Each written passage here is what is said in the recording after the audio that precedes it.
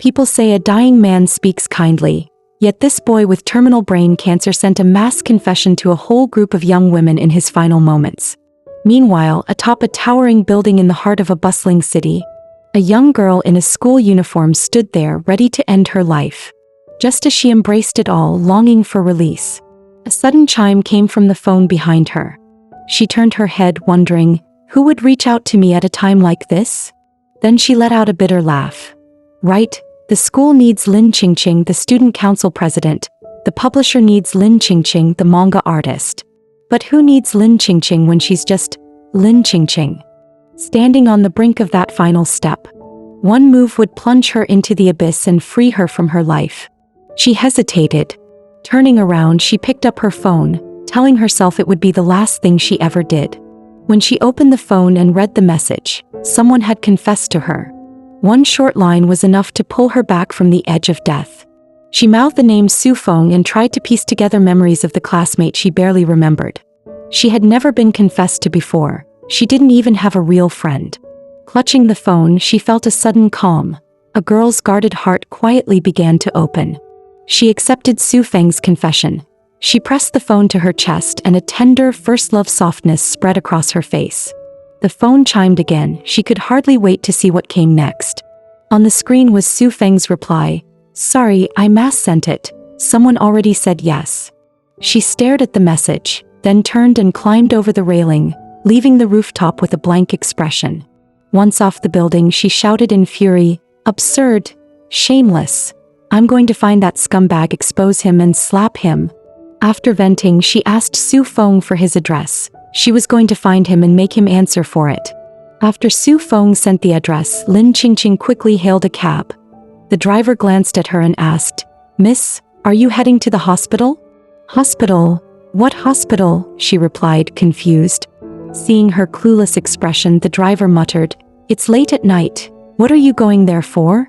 Lin Qingqing brushed him off with, just checking in, but her mind kept turning. Why had Su Feng given her a hospital address? Was he sick or was it someone in his family? Lost in thought, she didn't notice the cab had already stopped at the destination. Watching her walk away, the driver pulled out his phone and whispered, First People's Hospital. Got one. Good quality too, she'll fetch a high price. Just as Lin Qingqing was about to step inside, her phone buzzed again. It was Su Feng, sending her the exact ward he was in. She quickly typed back, You're hospitalized? Su Feng answered, Haven't been to class for a week. You didn't notice? Lin Qingqing, the student council president, stared at her phone in silence. Aside from handling official duties, she realized she'd barely paid attention to, or cared about, the classmates around her. The elevator reached the 15th floor. As the doors slid open, a figure dressed in black walked straight toward her. Lin Qingqing brushed past without a second thought, until a strand of golden hair on the person's shoulder caught her eye. She was just trying to place where she'd seen them before when, from a nearby room came a doctor's voice. Are you sure you don't want to try chemotherapy? At the door to Su Feng's ward, before she even stepped inside, she heard the doctor advising, You've got about 1 year left. Start making plans. When the doctor left, she entered with a nervous heart. Cold machines beeped steadily as a boy lay on the bed, frail and pale. Su Feng suddenly turned his head and looked at her. You wanted to know what I'm sick with? Brain cancer. Late stage. Lin Qingqing stared at the weak boy before her, the bruises from his injections still dark on his arms, and said nothing. Facing someone so ravaged by illness, she asked quietly, Why are you doing this? Su Feng countered with his own question. Then why were you trying to kill yourself? I know I saved your life. Her temper flared at his words. You call that saving me? In the middle of their heated argument, Su Feng suddenly said, So what? You wanted me to choose you, right? Lin Qingqing's face flushed scarlet and she shouted, No. Watching her denial, Su Feng pressed on. If you had really made up your mind, you wouldn't have given up on dying just because of one confession text. If you had jumped, wouldn't you have regretted it in that moment? Lin Qingqing stayed silent for a while, then turned her head stubbornly. That's none of your business. Out of the corner of her eye, she glanced at him thinking, how did he know I was going to kill myself? Could it be, he never mass sent that confession at all? Maybe he only said it to stop me, confessing, teasing me just to keep me alive. Su Feng, as if reading her mind, raised his phone and said, "You're overthinking." Staring at him made Lin Qingqing grit her teeth in frustration. She demanded, "Then who was the first one to accept? She doesn't know about this, does she? If she did, she wouldn't be your girlfriend, right?" Su Feng replied calmly, "She really doesn't know, but you've already seen her." Lin Qingqing instantly thought of the black-clad figure she had brushed past moments ago. A spark lit in her mind. "So when you blasted that message, she was standing right in front of you, and not only that, you confessed to her face to face?" Hearing this, Lin Qingqing snapped, "You scumbag! You were making a face-to-face confession to someone else, while mass sending the same thing to me." Confronting Su Feng's shamelessness, Lin Qingqing shouted, "I demand that you apologize to everyone you mass texted, and you'd better tell the girl who accepted the truth about what you did." Su Feng only replied coolly, "Sorry, I can't do that, but I do have another solution. Let's make a deal.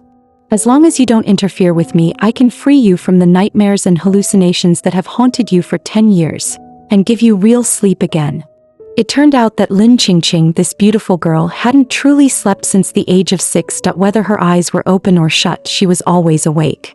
Whenever she closed her eyes, she was plunged into endless nightmares. A bizarre, twisted dream world robbed her of the rest that normal people enjoyed. And recently, those terrifying hallucinations had even begun to spill out of her dreams into the real world. Lin Qingqing looked at the frail boy before her, her heart full of questions. How did he know her deepest secret? Could he really help her live a normal life again? The next second he said, "I need to visit your home first." Faced with such an outrageous demand, Lin Qingqing refused without hesitation. "No way. You just met me. You can't go to my place. I need time to think this over." The boy pointed out the window. "I'm afraid you don't have time to think it over." Lin Qingqing stepped to the window and froze. Down at the hospital entrance sat the very cab she had arrived in. "They're waiting for me." As he stripped off his hospital gown, Su Feng said, "A girl riding alone late at night. That's bound to draw the wrong kind of attention." He pulled on a gray t-shirt, grabbed an umbrella from the corner, then seized her hand. "Come on, let's go." The two of them jogged to the elevator. Lin Qingqing frowned. "Why are we running? Can't you check out of the hospital normally?" Su Feng replied flatly, "When I was admitted, I noticed a display case in the lobby. It had the hospital director's photo. Later, I looked up her phone number." Lin Qingqing's jaw dropped. "Wait, don't tell me you?" She exploded. "Oh my god, you even sent her a confession text. Bro, you're insane." She had thought he only blasted his messages to classmates or people he knew. Never in her wildest dreams did she expect he'd go so far as to confess to random strangers. After all, the hospital director had to be a full-grown adult. Surely she'd reject something that absurd. But Su Feng, as if reading her mind, walked on without turning his head. She said yes. "And then, she rejected me, same as you." Lin Qingqing froze at the bombshell. So even the hospital director had accepted Su Feng's confession at first, only to turn him down in the end, just like she did. By now, the boy was tugging her along, intent on heading to her place. As they stepped out of the elevator, nurses' voices drifted over. "The director's only 25, yet she runs this entire hospital, and she's the daughter of the chairman of the Lu Corporation." Just then, a phone rang out. "What? A patient's gone missing. Suspected abduction. The suspect's a teenage girl?" Meanwhile, Su Feng was pulling Lin Qingqing down a hallway when a notice board caught her eye. She turned her head and saw the director's photo. An astonishingly young and beautiful woman. But why, she wondered, would someone like that accept a stranger's confession? As confusion swirled in her mind, a shout came from upstairs. "Over there. That's the patient who was taken." The two of them bolted for the main doors. Lin Qingqing gasped. "Why are they saying I kidnapped you?" Su Feng answered coolly, "Everyone knows. Someone with late-stage cancer couldn't possibly stroll out of the hospital on his own." Lin Qingqing blinked, muttering in a daze, "I guess. That does make sense." Just as they stepped outside, they ran straight into the cab driver and his buddies. With a wicked grin, he called out, Well, we meet again. Need another ride, little miss?" Staring at the thugs before her, Lin Qingqing couldn't help but panic. Instinctively, she stepped back. Only then did she realize their hands were still linked from the moment they left the hospital. He had been holding her hand, her face flushed scarlet. Her first confession, her first time holding hands, all with him. The boy seemed to notice, glancing back at her. Then he let go. A pang of disappointment hit her, but she said nothing, telling herself, he's already rejected me. Why am I overthinking this? The men stepped closer, grinning. Patient, the cold air's no good for you. Why don't you hop in our car, have some hot tea? Lin Qingqing clenched her teeth in silence, when suddenly a shout rang out behind her. That girl's taking the patient this way. Her mind raced as she faced the predators before her. If only I can draw the doctors and nurses over here. But the next second, one of the men pulled a gun, pointing it straight at them. Not a sound, or you'll be moving from the ward to the morgue. Her pulse pounded in her ears, then gritting her teeth, she made a desperate choice. She rushed in front of Su Feng, spreading her arms wide, eyes shut tight, shouting, I'm not afraid of dying. I'll go with you, but you have to let him go. Behind her, the boy stood motionless, showing no reaction at all. The leader paused, then actually agreed, only to sneer a second later. But first I'll gouge out his eyes and rip out his tongue. Can't have him spilling secrets, can we? At those words, sweat rolled down Lin Qingqing's face. She was just about to turn and tell the boy to run. Suddenly, a rough hand clamped over her mouth. Su Feng, too, was seized. They had been watched the moment they left the hospital, and now a gun was pressed to his head. The leader sneered, trying to shove him toward the car. Come on, let's have some tea. But to his shock, the skinny boy didn't budge an inch. What the hell? How can I not move him? The next moment, fire blazed in Su Feng's eyes. Slowly, he drew the handle of his umbrella, revealing a long sword wreathed in transparent flames. The leader's eyes widened at the bizarre sight, never realizing death was already upon him. In a single flash of steel, pain tore through his body. Before he could even speak, his head, and half his torso, slid cleanly away. With a heavy thud, the body crashed to the ground, sending shockwaves of terror through everyone around. Under the moonlight, the boy who had swung that sword looked eerily inhuman. Lin Qingqing stared blankly at the scene before her. His face remained expressionless, yet his eyes burned with killing intent, as if nothing in the world could shake him. Then with a flick, he tossed a handgun into Lin Qingqing's hands. Seizing her wrist, he sprinted straight toward the cab parked by the roadside. As they ran, he told her, remember this, never pull something that dangerous again. As long as you're with me, you're safe. Was that a vow? But the man, cleaved in half by a boy dying of brain cancer, began to stir from the severed flesh. Grotesque granules of meat sprouted. Slowly, the torn body knit itself back together, the wounds sealing shut. And then came the horror. The corpse rose to its feet, a twisted grin spreading across his face. Watching the car drive away, he rasped, just you wait. Witnessing the scene, Lin Qingqing trembled with terror, yet curiosity flickered through her eyes. What is he? As he drove, the boy spoke calmly. Do you know about the boundary and the investigators? At those words, Lin Qingqing froze in shock. She had always thought that world untouchable, yet here it was, right beside her. Though she had never stepped into it, she knew the boundary was a realm beyond reality, filled with bizarre creatures and artifacts, and the investigators were those who could enter it. Still reeling, she asked, that thing we just saw, does it have something to do with the boundary and the investigators? Su Feng nodded. Yes, he's probably the subordinate of a guide. A guide is an investigator who can wield forbidden relics drawn from the boundary as weapons. Staring at the boy who seemed to know everything, Lin Qingqing pressed on. Then how do you know all this? His face remained blank as he replied, haven't you wondered why someone with late-stage brain cancer can still move around like this? You mean, he paused, then admitted, I'm just an ordinary level 4 investigator. My class is also a guide. The forbidden relic I possess is this staff. Its name is the Pale Staff. Lin Qingqing gazed at his profile in silence, unable to find words. She had never imagined he really was an investigator. At the hospital entrance, 3 corpses lay sprawled across the floor while police officers took statements from the nurses. On the rooftop across the street, a black-clad figure stood silently watching the scene unfold. It was none other than the golden-haired stranger Lin Qingqing had passed earlier. Who would have guessed? The mystery girl, who accepted that Scumbag's confession was actually a striking blonde beauty. More than that, she was a special-class investigator. When her subordinate arrived with a report, she simply ordered him to protect the boy in secret. then stepped into the air and vanished.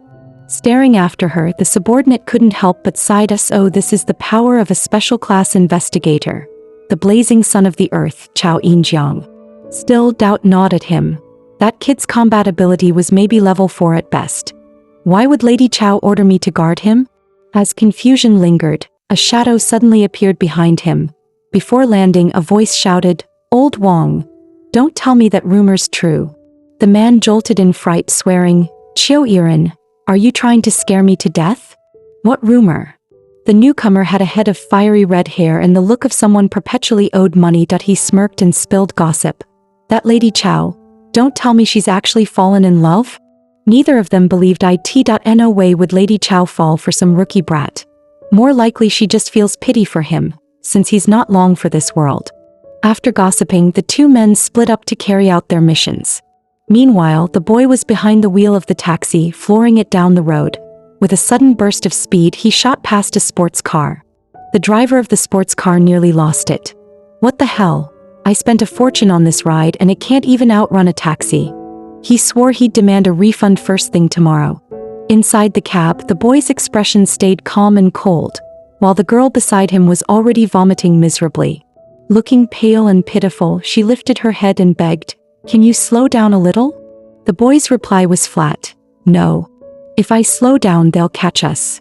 A terminally ill boy and a girl fresh from a failed suicide attempt. This strange pair now hurtled down the highway, their taxi roaring toward a broken bridge.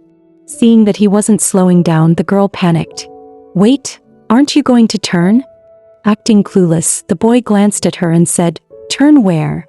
Her face went ghost white. "Don't tell me you're planning to drive straight over. Are you insane?" When she turned, Lin Qingqing saw a manic gleam flash across the boy's face.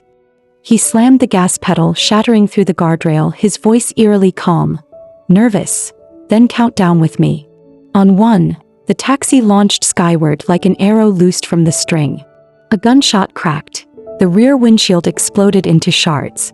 The shooter was none other than the monster that had come back from the dead.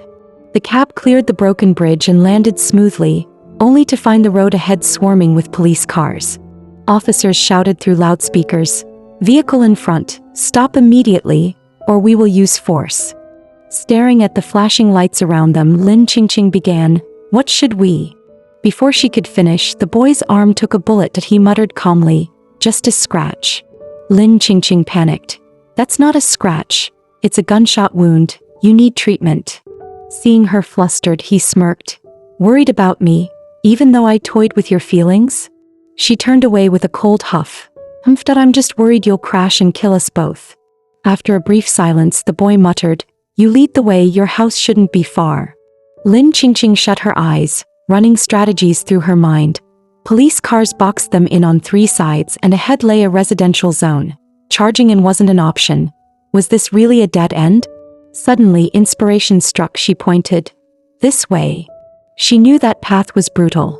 Only razor-sharp driving and absolute trust in her directions would see them through. The slightest hesitation could mean disaster. Just as doubt gnawed at her, the boy jerked the wheel with a sharp shout. "Got it."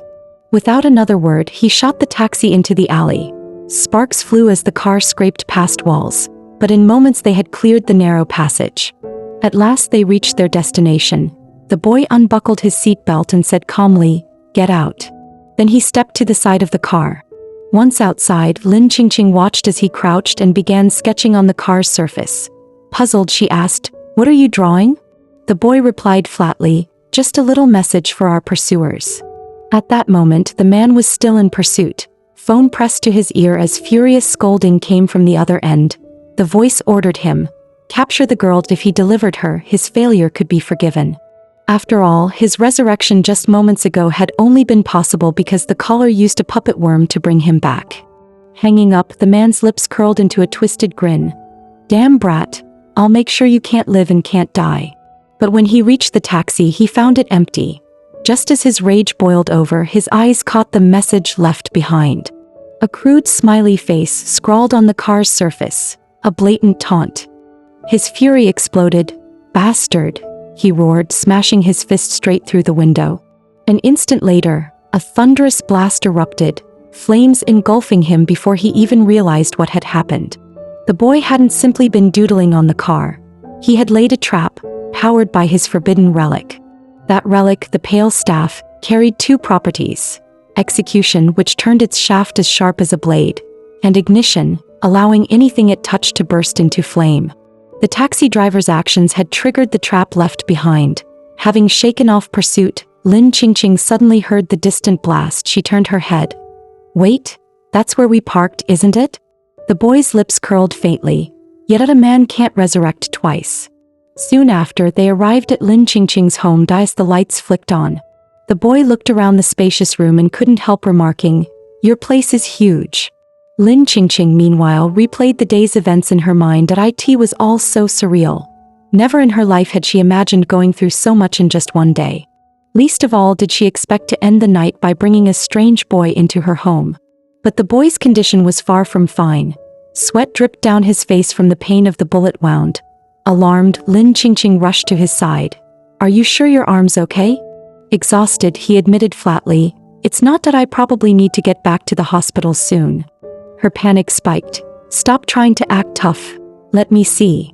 But the boy only added with chilling calm, "If I don't go back soon, the wound's going to heal on its own." Seeing the girl's pouty expression, the boy couldn't help but chuckle. Staring at her dazed, almost silly look, he said, "I thought you'd ask me something else first." "Like what?" "Like you. Like me. Or maybe that unlucky guy who's already died twice." The girl shot back, "And if I asked, would you even tell me?" She expected him to say no, but instead he answered firmly, "Yes." Then he flicked her forehead. "If I didn't, what would be the point of our deal? How else would you learn to break free from your nightmares and hallucinations?" Rubbing her forehead, the girl muttered, "So, my questions really are tied to investigators?" The boy didn't reply. Instead, he walked toward the bookshelf and asked, "These books, do they all belong to your father?" She frowned inwardly. Why does he always answer a question with another question? Still, she replied aloud, "Yeah." Her father was a university professor, well-educated, rigid, and humorless, but he had one obsession: collecting books of every kind, losing himself in them for entire days. It was during those years that she fell in love with drawing. After all, in that mountain of dense texts, the only things a child could be drawn to were picture books and comics. Every time she finished a drawing, she would bring it to her father, and every time he would scoff, "Ugly." Yet strangely enough, only then, at those exact moments, the stern man who never smiled would let slip a trace of joy. It was back then that the girl made up her mind. One day she'd draw something worthy of her father's praise, but that chance never came. Her final memory of him remained frozen on that afternoon, saying goodbye at the doorway. From then on, her world was nothing but terror and the bizarre. Watching the faint sorrow in her eyes, the boy was silent for a moment before asking, "Do you even know who your father really was?" She frowned, exasperated. "What kind of question is that? Of course I know who my father was. His name was Lin, and just an ordinary history professor. When I was 6, he was drafted for an archaeological dig that he never came back. They said he died in a landslide." The boy cut her off immediately. "No, his code name was Sailor. Profession, scholar. That he was a special class investigator." The girl's voice cracked as she shouted, "Impossible, he never told me that. Besides, his name isn't on Tianxia's official roster of special class investigators," she protested. The boy, unfazed, replied, "That's because he had another identity. He was the key bearer of the archive. Other than himself, only the master of the archive ever knew his true identity." The girl froze, shock written across her face. "The archive, that's Tianxia's strongest investigator organization. And you're telling me my father was the keybearer who guarded every forbidden relic taken from the boundary? That's impossible." The boy's gaze drifted to the bookshelf. "Maybe the clues to his secret are hidden here. Do you know which book he loved most?" The girl shook her head helplessly. "I don't. He read everything every day, but he never once told me which one he actually liked." The boy saw the girl's puzzled look and pressed further. "All right then, let me rephrase. What book did he read the most?" The girl thought for a moment before answering softly. "When I was little, he read me storybooks every night so I could fall asleep. And back then I only liked 1001 Nights, so he read it to me every single day." She still doubted it. After all, wasn't that just a children's tale? How could it count as his most-read book? But by then, the boy had already stepped up to the shelf. He pulled the fairy tale volume free. With a sharp click, the bookshelf trembled. A hidden door swung open, revealing a secret chamber right before their eyes. Staring at the passage that slowly opened, the boy whispered, "Looks like we found it." He handed the book to the girl and asked, "You've never thought about pulling this one down before?" The girl froze for a moment, then shook her head. "After my father was gone, I never touched his things again." The boy nodded, switched on his phone as a flashlight, and said calmly, "Come on, let's take a look." As they stepped deeper inside, the girl, who had tried to act composed, couldn't stop trembling in the pitch-black surroundings. The boy noticed her unease, turned back and reached out his hand. "If you're scared, do you want to hold my hand?" Seeing his hand extended, her cheeks flushed red. Deep down, she thought, "He always offers his hand when I need it most. Yet it was also him, he gave me hope only to crush it with his own hands." She quickly turned her head away, feigning calm. "What's there to be afraid of? I can walk on my own." The boy sighed, withdrawing his hand. "All right then." He turned back and kept moving forward. The deeper they went, the darker it grew, as though the shadows were ready to swallow them whole. Just then, the girl suddenly cried out, "Wait!" The boy turned back, his phone's beam casting light on her face, revealing the panic in her eyes. Her earlier facade of calm had completely vanished. One small hand clutched tightly at the hem of his shirt, and in the dim light, the moment carried an almost intimate tension. After a brief stare, her cheeks flushed red as she quickly turned away. The boy sighed softly, said nothing, and simply allowed her to hold on to him as they pressed forward. In the pitch-black chamber, she kept her grip on his shirt, following step by step. Staring at his back, she finally blurted out, "You still haven't told me what my father's identity has to do with my nightmares." The boy began to explain slowly, "Artifacts from the boundary are called forbidden objects for a reason, because they have devastating effects on ordinary people, especially on their minds.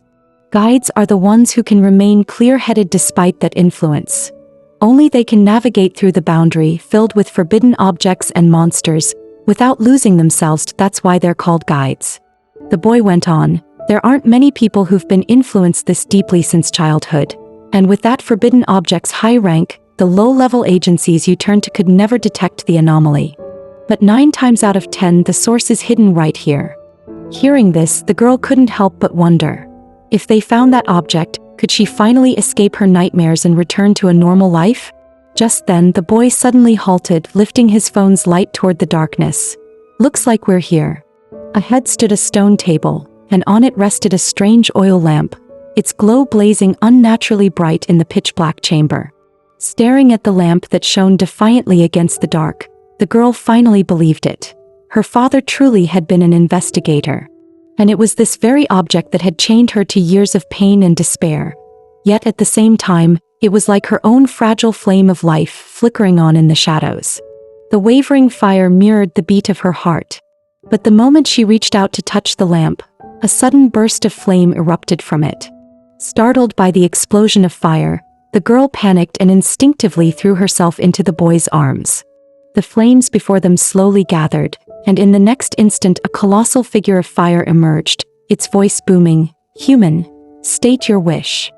Faced with this bizarre and awe-inspiring sight, the girl asked in confusion, "What is this?" The boy, as if expecting it, calmly explained, "The boundary, the edge between reality and myth.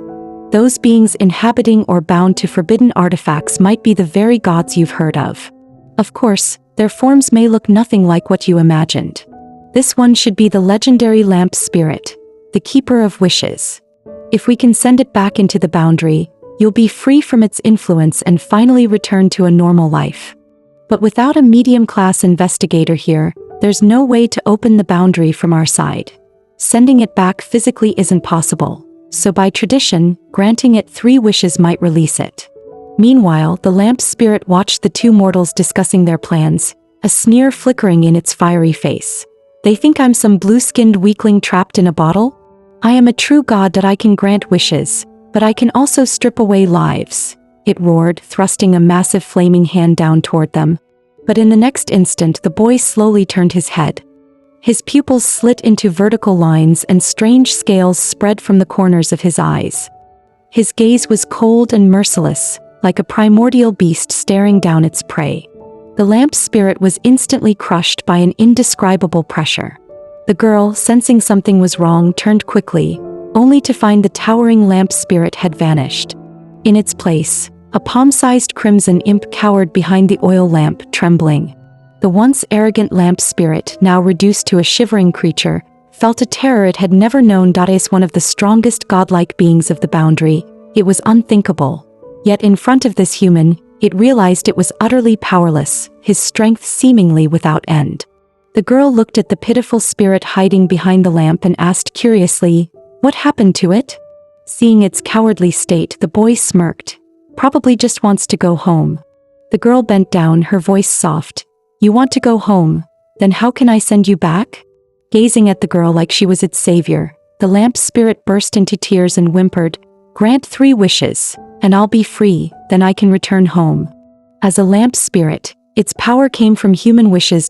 In the past, it always exploited people's greed, tricking them into holding on to the 3rd wish forever, or killing them before they could make it. That way, its strength would grow without end. But now, it only wanted the girl before it to hurry up and make all 3 wishes so it could return to the boundary. It didn't want to stay here for even another second. After a moment's thought, the girl cupped the lamp spirit in her hands and asked softly, "Can you cure his illness?" Hearing her words, the boy turned his head in surprise. With a crooked smile, he said, "That's the wish you're going to make? Me, a scumbag who toyed with your feelings. As one of the victims, shouldn't you want to get rid of me instead, President Lin?" The girl's face flushed. It did look a bit like Stockholm Syndrome, helping the one who had wronged her. But he had truly found the source of her nightmares. Wasn't that the same as saving her life? "I'm just repaying a debt," she murmured. "It's nothing else." The boy held his head and sighed. "You only get 3 wishes and you're wasting 1 on this?" The girl shot back, "How is that a waste? You're an investigator. You're worth far more than I am." The girl whispered, "I don't really understand why you sent out that mass confession, but I don't believe you're that kind of person." The boy smirked and teased, "So sure. We've only known each other for less than 3 hours. What if I really am that type? What if I end up fooling another girl? What would you do then?" The girl's expression suddenly turned serious as she answered firmly, "Then I'll take responsibility." Just as the air between them was about to reek of sweet, cheesy romance, stuck between them like an awkward third wheel, the lamp spirit finally blurted out, Sorry, but I can't grant that wish." For a being that called itself a lamp god, admitting it couldn't fulfill a wish was humiliating, yet it truly couldn't. Because what he has isn't brain cancer. The girl had no idea that what the boy carried was not some trivial illness. It was the curse of hundreds, no tens of thousands, of ancient myths, all laid upon him before the boundary was destroyed. Compared to those myths, this so-called lamp god was nothing more than a fairy tale character. Faced with the boy's terrifying and mysterious aura, the lamp spirit didn't dare reveal the truth. It could only play dumb, pretending to be weak. When the girl realized the spirit couldn't cure his so-called terminal illness, she fell silent for a moment, then gently placed her hand on his head and whispered, "I'll definitely find another way." The boy lifted her hand off and muttered helplessly, "Don't treat me like a child." Then he twisted the squirming chicken-hearted lamp spirit in her hands and said calmly, "Think about your next wish. We should be heading out. Some people are probably getting impatient already." Hearing this, the girl looked puzzled. "Who?" Raising the lamp that contained the spirit, the boy explained slowly, "The moment this secret chamber opened without the keykeeper's protection, the aura of a special grade relic would inevitably draw in everyone coveting it." The boy cautioned, "Remember that man who already died twice. I'd bet the one pulling his strings will be the first to show up." With that, the two quickened their pace toward the exit of the chamber. Meanwhile, back at the wrecked taxi where the explosion had taken place, the so-called man who had died twice now lay completely lifeless, his body stiff and unmoving. Beside him crouched a stranger, watching silently as a grotesque worm slowly wriggled its way out of the dead man's mouth and onto the ground. A man crouched beside the corpse, idly toying with the worm that had just crawled out of its mouth. He sneered, "Useless trash. I knew this guy couldn't handle it. In the end, I always have to step in myself." This mysterious figure was the true mastermind pursuing the boy. His relic was the so-called puppet worm, a creature that could grant any host a single revival, but once revived, the body would become a puppet under his control. And his real objective tonight was clear: the special grade relic in the boy's possession. Meanwhile, as the girl stepped out of the secret chamber, her thoughts flashed back to the taxi driver. Someone bold enough to brandish a gun and attempt a kidnapping outside a hospital had to be backed by a powerful force. If those people were really after the lamp, then both she and the boy were in serious danger. Anxiously, she turned to him and said, "Shouldn't we call the police or at least alert the vault?" The boy's reply was calm and steady. "The vault will know, but not yet." Raising the lamp in his hand, the boy glanced at her and said, "And tell me, if the vault learns about this lamp, do you really think they'll let you make all 3 wishes? Wealth, power, love. Human greed has no limits as long as the 3rd wish is never made. The lamp's spirit remains dead. In other words, if everyone stops at 2 wishes, the supply of wishes is endless. That's why this lamp is considered a special grade relic.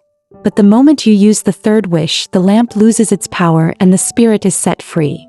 His tone was calm, yet every word cut deep. "From a practical standpoint, do you think the vault would ever allow that? If you really want to break free of its influence and return to a normal life, you'll have to make it useless. Once the vault discovers it, conflict is inevitable, so the only way you'll ever use all 3 wishes is by keeping it hidden from them." The boy spoke steadily. "Until you make your wishes, every enemy we face will be ours alone to handle." As he said this, their eyes locked once more, the air thick with unspoken tension. Suddenly, the doorbell rang, snapping them both to high alert. The sound was abrupt and sharp.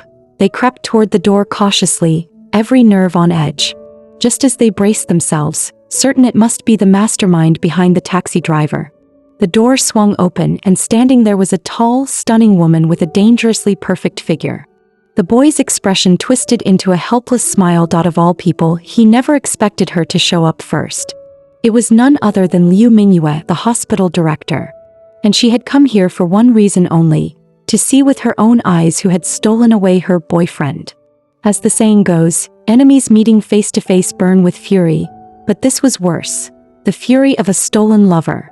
The atmosphere between the 2 women instantly turned razor sharp. The girl could only feel helpless. After all, she hadn't even been the first one he chose. Just as the tension between the 2 women was about to boil over, Liu Mingyue suddenly turned to the boy and said, "At first I only came to congratulate you too. Maybe pull a few strings to help out, considering all the chaos you've stirred up along the way."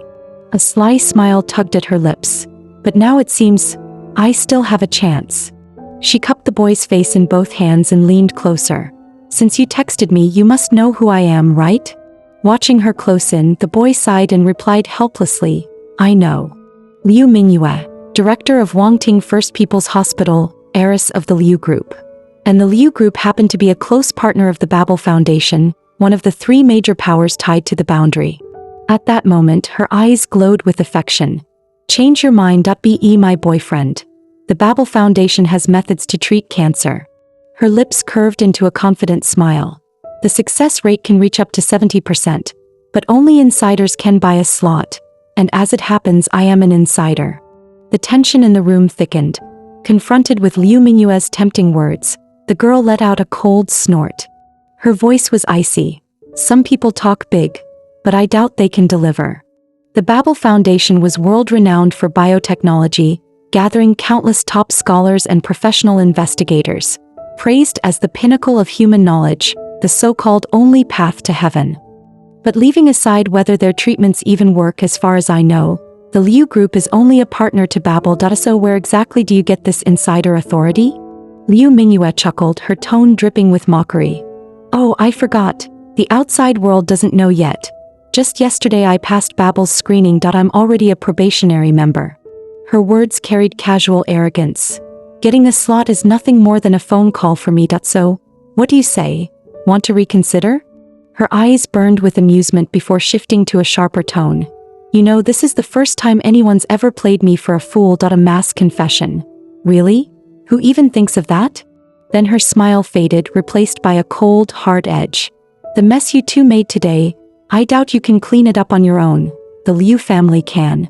She leaned in even closer to the boy, her lips curling into a sly smirk. Otherwise, both of you might just end up in jail. But just then, a pistol suddenly pressed against Liu Mingyue's forehead. The girl leveled the gun at her, eyes firm. No need to wait for later, that we can start rotting in prison right now. Her voice was sharp and unwavering. The Liu group is powerful and you're impressive too, but at this moment your life is in my hands. Let him go, walk out that door, or I'll pull the trigger. Watching this unfold, the boy could only sigh inwardly that he had no idea why things escalated so quickly. Women's hearts truly were unfathomable. Liu Mingyue threw up her hands in panic. Think this through. What you're doing doesn't just affect you, it'll drag your family down with you. The girl shot back coldly. Thanks for the concern. I'm an orphan. In truth, she felt helpless. She only wanted to keep others from getting dragged into this mess. That's why she thought forcing Liu Mingyue out was the simplest way. Yet now, the whole scene looked like she was a jealous wife driving off a mistress, while the guy who toyed with feelings stood there letting the other woman shamelessly cling to him. The boy looked at the scene before him, his tone carrying a trace of regret. Seems I can only choose one of you. That means our conflict can't be reconciled, and if that's the case, there's only one solution. His face turned ice cold as he spat out 2 words, pull the trigger. Both women froze in shock, staring at him in disbelief. The boy's eyes gleamed with madness as he locked onto the girl. Shoot! If you truly want to break free from this mess, if you want to escape those nightmares, return to a normal life, and if you still believe in me, then shoot. Her heartbeat pounded, sweat rolling down her cheek. But in her heart she thought, since he could place absolute trust in her, then she could do the same. She whispered, I'm sorry, and pulled the trigger. The instant the gun went off, the boy lunged forward, wrapping an arm around Liu Mingyue and dragging her to the ground. The bullet grazed her cheek and struck her personal driver instead, proving once again disaster strikes where you least expect it. As the driver's body went limp, a wriggling worm crawled out of his mouth, the very same kind of creature that had emerged from the taxi driver earlier. Meanwhile, the boy was still lying on top of Liu Mingyue and asked, Are you okay? But when he turned his head, he saw her wearing an expression of pure enjoyment. Feeling awkward, he muttered, If you're fine, could you get up now? My arm's going numb. The truth was, his old gunshot wound had been pulled open again by the sudden movement, and fresh blood began seeping out. Soon after, they brought over a first aid kit and started bandaging his wound. Elsewhere, the mysterious man on his way frowned. Strange. That puppet worm was just a casual tracker. How did they discover it? He smirked coldly. No matter, the other puppets should be arriving soon. This will be over quickly. They say a woman's heart is impossible to read, and it seemed true. Right after tending to the boy's wound, Liu Mingyue turned around, holding a surgical knife with a chilling look in her eyes. The girl standing by thought Liu Mingyue was about to strike at the boy. In her heart, she reasoned, he may have his flaws, but he's still a good person. That order to shoot earlier, he must have noticed the driver was suspicious. He was trying to protect her. Just as the girl was about to step forward to explain, Liu Mingyue suddenly raised the surgical knife toward her and snapped, You killed my driver. I'll give you one chance to explain. Otherwise, the Liu Corporation will never let this slide. The sudden move left the girl completely stunned. Seriously, she thought. The one who told me to pull the trigger was clearly that guy behind me pretending to be innocent. With a helpless sigh, she said, I'm guessing he wasn't really your driver anymore. Then she laid out everything that had happened from beginning to end.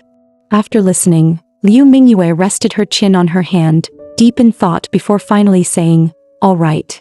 But then she added casually, Though that means, you weren't the first one to accept his confession. The girl froze in disbelief. Seriously, that's your takeaway? She snapped. I just explained a whole bunch of life and death information, and all you care about is who was the first to accept his confession? Liu Mingyue folded her arms, completely serious. Of course. To me, that's the only thing that matters. Her tone was firm. Investigator, forbidden relics, it doesn't matter. What I care about are the choices I make. The girl couldn't hold back and asked, Do you really have to choose him? Liu Mingyue shot back coldly, Didn't you agree to? And aren't you the one sticking with him now?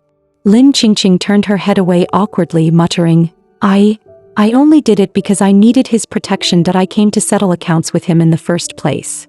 Liu Mingyue sneered, he's just a level 4 investigator. You could easily find someone stronger. Lin Qingqing glared right back. If you can't find one, I can introduce you. Then she added icily, yeah, he's just a level 4, an ordinary high school kid at that. Whether it's status, position, or even age, the gap between you two is enormous, Liu Mingyue pressed. But when it came to age, she grew defensive. I'm only 25.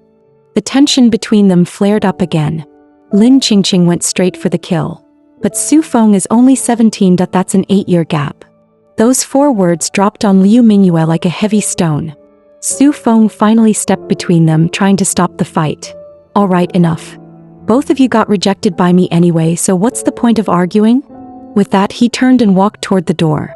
The 2 women stared at his back in silence, momentarily at a loss for words. Then their eyes met. Liu Mingyue asked quietly, you're thinking the same thing I am, aren't you? Lin Qingqing nodded. In an instant they formed an alliance. Let's get him. Lin Qingqing tiptoed behind Su Feng, lamp in hand, doing her best not to alert him. As they passed by Liu Mingyue's car, Lin Qingqing noticed the strange worm crawling from the dead driver's mouth. Frowning, she asked, what is that?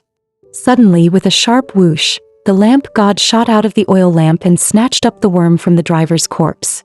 It zipped back into the lamp, munching on it with loud, grotesque chomp-chomp sounds. Su Feng spoke up, explaining, Level 3 forbidden item, puppet worm. The mother worm breeds endlessly, while the larvae attach themselves to living hosts.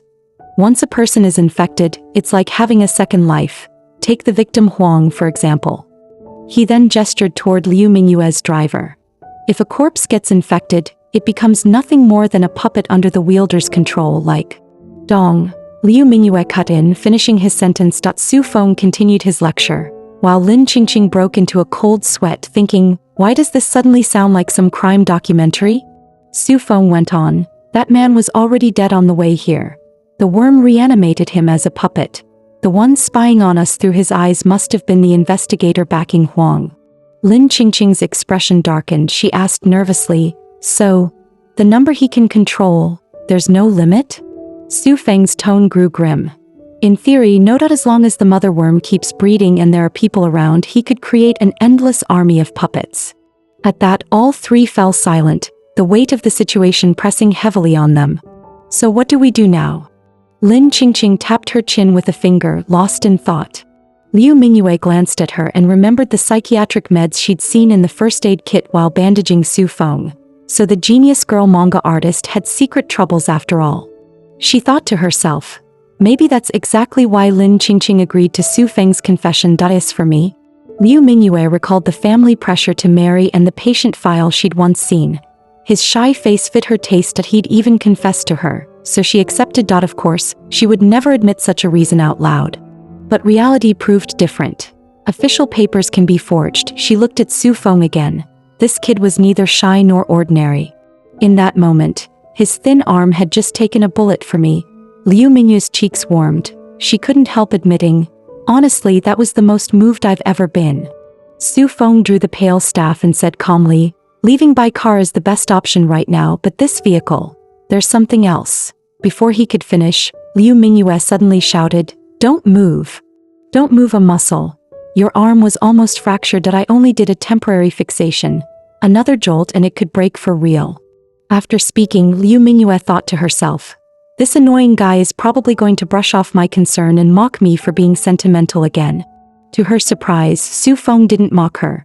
He simply answered with a quiet, oh, that caught her off guard. Su Feng looked up at her and asked seriously, do you want to check my wound again? Liu Mingyue cleared her throat and forced a stubborn reply, no, it's fine as long as you don't move. But when she met Su Feng's gentle expression, her cheeks flushed. This mix of soft warmth and cold dominance was hitting her way too hard. No, get a grip. I'm a strong woman. I can't let him control me like this. Still, she stepped closer to examine him. Su Feng suddenly asked, what if I move a little? You can, but only a little. Su Feng shifted his arm slightly. Like this. Does it hurt? If it doesn't hurt, then you can move. The soft touches and gentle words filled the space between them with a subtle tension. Lin Qingqing suddenly cut in, breaking the atmosphere. Shouldn't we be thinking about how to break out of here? Su Feng glanced up and said calmly, "Too late, I'm afraid."